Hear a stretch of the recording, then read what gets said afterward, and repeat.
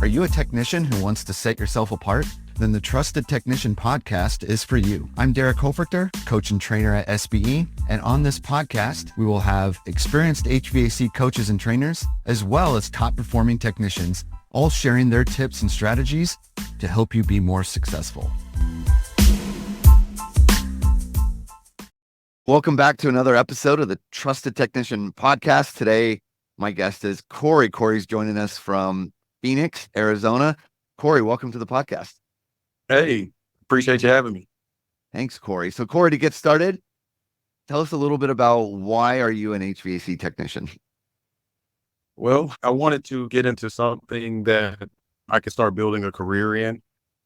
Before this, I was kind of working more than one job and just trying to figure out something that I can put that same amount of time and energy into one thing, but be able to build myself, build my career, and actually learn how to fix things. So that's always something I wanted to do. So I decided to go ahead and go into HVAC. Okay. So how long ago was that you decided to make that switch? So that was about a year ago almost. Okay. A year. Close to a year. Yeah. So you've got about a year under your belt then. What have you been enjoying the most about being a technician? The thing I enjoy the most personally is just being able to get into those machines and just kind of learn different things about them, learn what's going on with them. And then I love being able to fix things. So it's awesome. And it's a great feeling to know that you fix something for somebody. They're excited about it. They're happy about it. And it just makes you feel great. Yeah. So you enjoy the mechanical aspect. Did you have a mechanical background before? Were you fixing things or any of that? No, not at all. Not at all. I've had a bunch of different various jobs. Like I've done flooring before, I've worked at restaurants, I've worked at country clubs. So I've done a little bit of everything, but no real technical experience, in the background. Okay. So how has that been, learning the technical side? It's definitely been a learning curve. It's been a lot to try to figure out, but I think it's awesome because again, with HVAC, you're not just learning about the AC system, but you also learn some electrical stuff. You learn plumbing, how to vacuum out water lines and some of the PVC piping. And you also learn, gas lines. You learn how to fix the gas and everything. So it's a lot more to it, than you would originally think coming in, but it's awesome. You learn so much. Yeah, I love that. So, obviously you mentioned all the info and learning all the machines and stuff is one of the challenges, that you're, for anyone, right? It's a lot to learn. But what else have you found to kind of be some of the more challenging aspects of being a technician? Probably some of the little things that you don't think about, like being in tight spaces, in hot attics, basically some of the conditions that will come with the job. That's probably the most challenging. Like, after you've gone up a roof 4 or 5 times with a 30, 40-pound tool bag and stuff, it'll start to wear on you over time, especially when you have another couple houses to do. But other than that, I've loved every part of it. Nice. So, to be a successful HVAC technician, there's like 2 completely different skill sets. There's the mechanical that you mentioned, right? Of understanding machines and how to do repairs. But then there's the people. And people are like more complicated and more complex than machineries. Talk to me a little bit about learning the people side. Did you already kind of have like good people skills, customer service skills, or is that something you've had to kind of learn as well? Well, so yeah, the people side did come a little bit more natural to me because that is where I had a bit more background in. I've always kind of been in the sales and I've been in a type of environment where I've had to talk to people, especially when I was working in retail. Like I said, I've worked at restaurants. So, and also I'm from the South. So, they teach you in the South, to have that Southern hospitality, to be a very kind, outgoing person. So talking to people has always come natural to me. Really the biggest part and a difficult thing that I did find was just trying to transition, like talking about the machine to the people and having them understand that. But other than that, I feel like I come off pretty natural and to the people and that's a pretty natural part of it for me. Yeah, I love that. And so, obviously being kind of on the newer side with a year under your belt, it seems like, you're probably mostly been doing like maintenance type of visits. Is that correct? Yep. Mainly maintenance right now, just, making sure we do a tune up, make sure it's running ready for either the summer or the winter. So not too much service on that aspect. Okay. Well, maintenance is super important, especially when you live in an area like Phoenix where, there's some really hot demand days, but those are over the course of a year, those are the minority, right? Most days here, the weather is super nice. And Exactly. so, right. So you got to be good at running maintenances to be successful here. And Exactly. you've been doing really well, even just, as the newer tech. I noticed, we average around a $700 average ticket on maintenance. So what do you think makes for a successful maintenance visit? It's definitely going back to where I was saying, just being personable, being able to just talk to the customer, not just once or twice, but always just kind of popping your head in, checking in, seeing if they need anything, seeing, hey, have you been seeing the pictures and videos I've been sending? Just kind of keeping them involved in the process is what I realize is the most impactful thing for a customer. Because I mean, just like anything we do, when we go get our cars taken in, or we go, you want somebody to be as transparent with you as possible and let you know the truth, what's actually going on. And it's better if you're able to see it as well. Oh, okay. I see what you're saying. Okay. And it makes a lot more sense to the customer. And if you keep them involved, it makes them feel a lot better about the process. Nice. What was it like running your very first visit by yourself? Right. Because obviously, you went through training, you probably did some ride alongs, but there was that first one, right? Where it's like, okay, now tell me a little bit about what that was like. Oh yeah, absolutely. You can do all the training in the world, but it's nothing like the real thing. So yeah, when I was first getting in this truck headed to that first job, I was so nervous because I'm like, wait, do I even really know what I'm doing? Do I, have I learned enough? So like, I just try to simplify it in my head. Here, take it a step at a time. If you can execute this step, then you can get to the next step. And I just try to take it like that. Made sure I wasn't nervous and made sure I was clear and concise when I was talking to the customer. But yes, it is definitely nerve wracking going to that first house. Yeah. About how much time passed between when you were like, day one, I'm going to learn to be a tech, and then that first visit on your own? Like, roughly how much time passed between those two events? Uh, I want to say, I think it was about 2 weeks, maybe. 2 weeks. About 2 or 3 weeks, I believe. Yeah, yeah, so Wow. because you go through the training for the first week, you do your ride-alongs the second week, so I wanna say maybe that 3rd week is when I had to do Wow. that first house phone.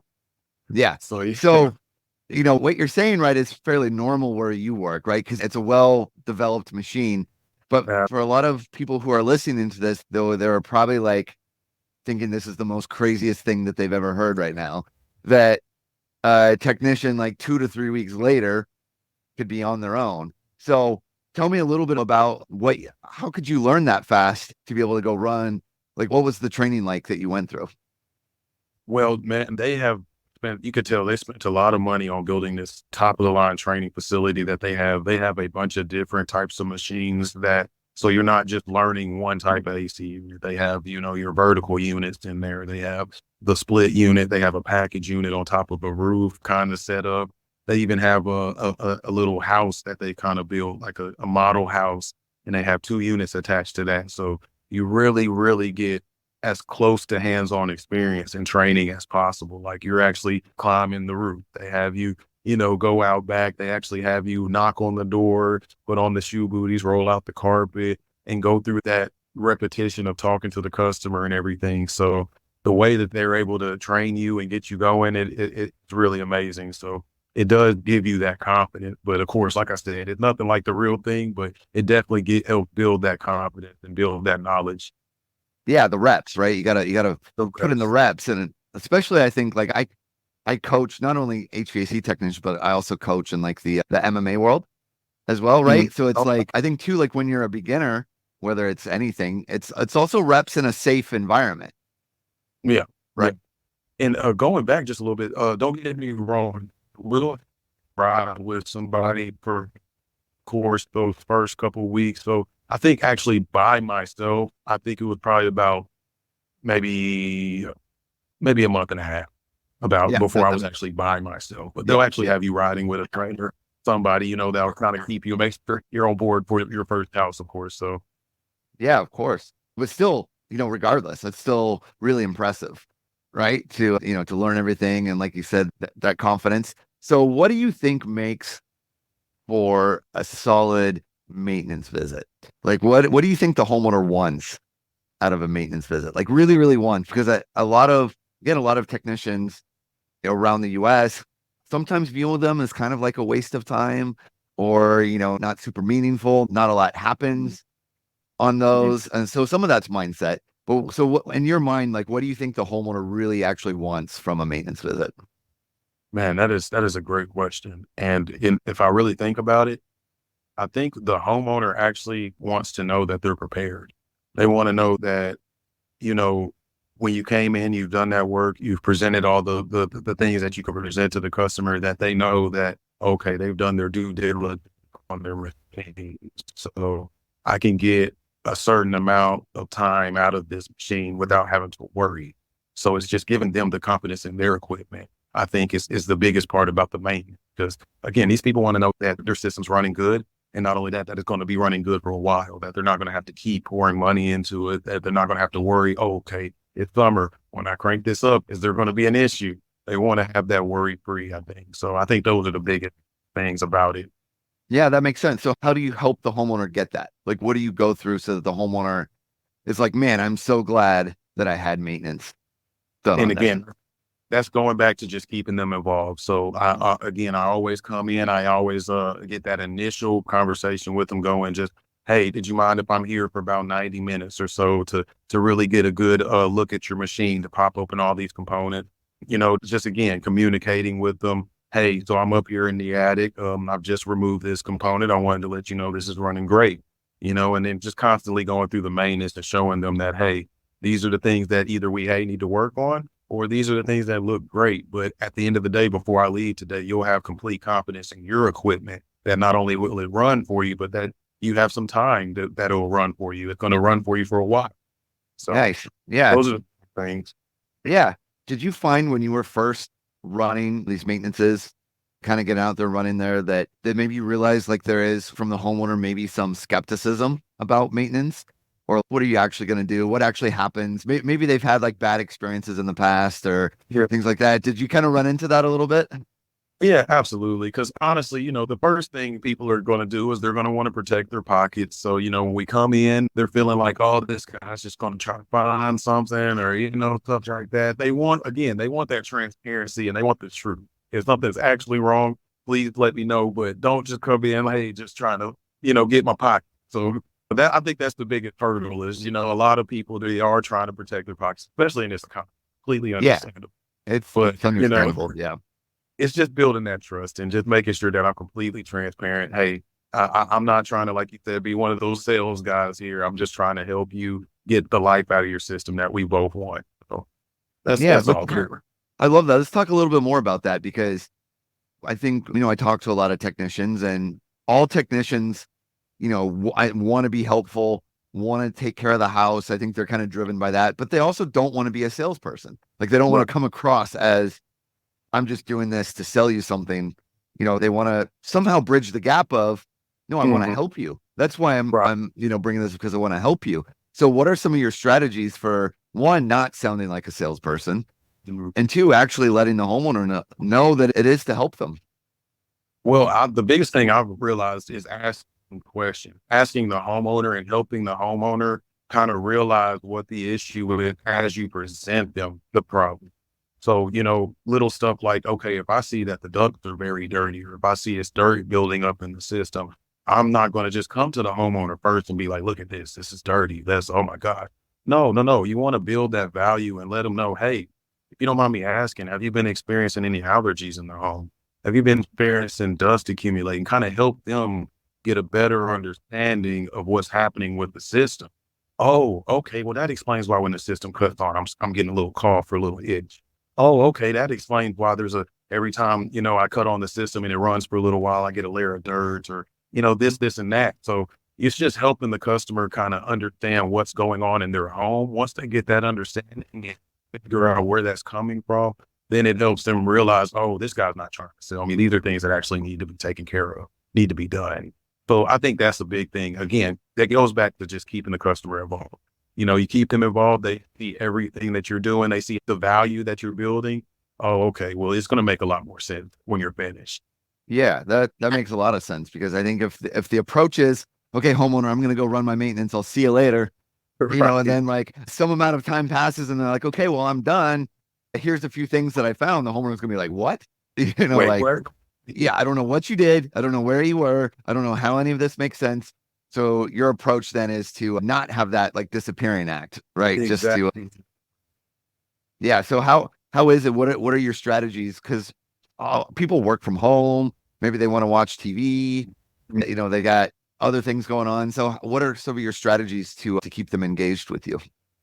So a big thing, just like you said, so instead of disappearing for a few minutes and then coming back like, hey, check this out, this is this and that, I'll come inside and I'll be like, hey, did you mind if I pulled you to the side for a second? I wanted to show you something. Take them out to outside or come to the attic or even bring in a component with my multimeter and just test it right in front of them. Well, this is what your component's supposed to say. This is what it's rated for right here. I just wanted to show you what I'm getting. And then that creates that belief that, okay, now they're realizing, okay, well, this is what it's supposed to be rated for. I've showed them that. This is what it's doing. Now let's talk about what needs to be done to make sure that you're set up for whether it be summer, winter. Let's make sure you're set up so that this doesn't start to be an issue. So again, it's just bringing them out, getting them involved, letting them see the unit. I've had customers get up in the attic with me while I fix the gas line. Yeah. So it's you don't hesitate to get them involved, and that's a big thing that I've noticed works because once they see, oh, okay, okay, that makes a lot more sense. Yeah. Do you find that many of them are maybe surprised at how long it really actually takes to maintain a system? They're like, wait, how long? Yes, a lot are definitely surprised, Yeah, they'll hear like 90 minutes to 2 hours and they're like, wait a minute. But again, that goes back to a lot of people I realize don't understand fully the entire HVAC system. Some people don't know that half the systems in their attic or in a Yeah. closet or, somewhere in the home. So they hear an hour, 90 minutes. Well, wait a minute. I thought you were just going outside to look at when they don't realize there's an inside portion, there's a part I have to get into. You have a duct system, there's a lot more components to an AC than just a couple fans. Yeah. So it's just kind of the customer that letting them know that, hey, yes, I'm gonna be here for a while. And not only am I gonna be here for a while, it's because I want to actually pop open a lot of these panels, get into a lot of these components and make sure they are actually meeting manufacturer specs and in range so that you don't have future issues. Yeah. That's so good. I just feel like overall as an industry, there's another level that everyone needs to get to. Because why is it that most homeowners don't know that? Like you were talking about, it's because the industry hasn't done a good job of making them aware of that type of stuff, right? Exactly. And then I realize this with a lot of things. We don't know how our hot water heater works. It's so many things. We don't know how the breaker box so I notice a lot does come with being a homeowner, but it's gradual. If everybody that you call for a maintenance could come in and teach you just one extra thing about your home, I think we would be a lot better homeowners. A lot of people understand a lot more about a home. Yeah. I think in my experience or my beliefs, right? People do want to spend money on their house. Like that's like the area that it actually makes the most sense to spend money of any area in your life. One, it improves the value of the home, but you live there, you breathe the air, you drink the water. I think people do want to do that, but then they're afraid if they don't understand it, right? Or Exactly. they're afraid that maybe they're being taken advantage of when they don't understand. So it's easier just to say no. And then Exactly. and then No one. technician, yeah, translate that to they don't want to do anything. Right. Right. So, I mean, even if I have a tough customer, somebody who you can just tell they're a little standoffish or they're just been trying to protect their pockets or anything like that, that's when I know that I need to do more on my end. Let me try to do more to get them involved. Let me try to show them more pictures and videos. And that's not to say it works every time, but it's just to show that you don't want to do less. You always just an individual thing. You want to continue to get better, continue to learn. Okay, well, even if this customer isn't, they're not believing it, they're not having it. I can still find opportunities to get better, figure out a better way to explain it, a better way to do the maintenance. And if it doesn't work for this customer, maybe it'll make me better for the next. But it's always ways you could continue to grow. Yeah, that's so good. Well, Cori, it's another warm day here in Phoenix. I know you've got calls to run. Thanks for carving Sure. some time out. Before you go, any last like piece of advice or something you want to pass on to technicians who are listening to this?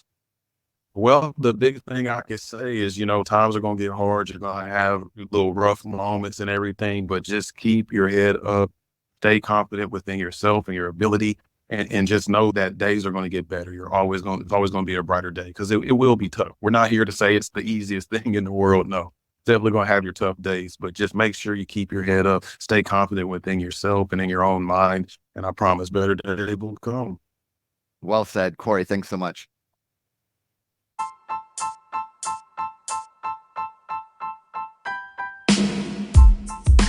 Thank you for listening to the Trusted Technician Podcast. If you would like to learn more about SBE, you can find us online at sbeodyssey.com. If you enjoyed today's episode, we would appreciate it if you would leave us a review. Thank you for tuning in, and we'll see you next time.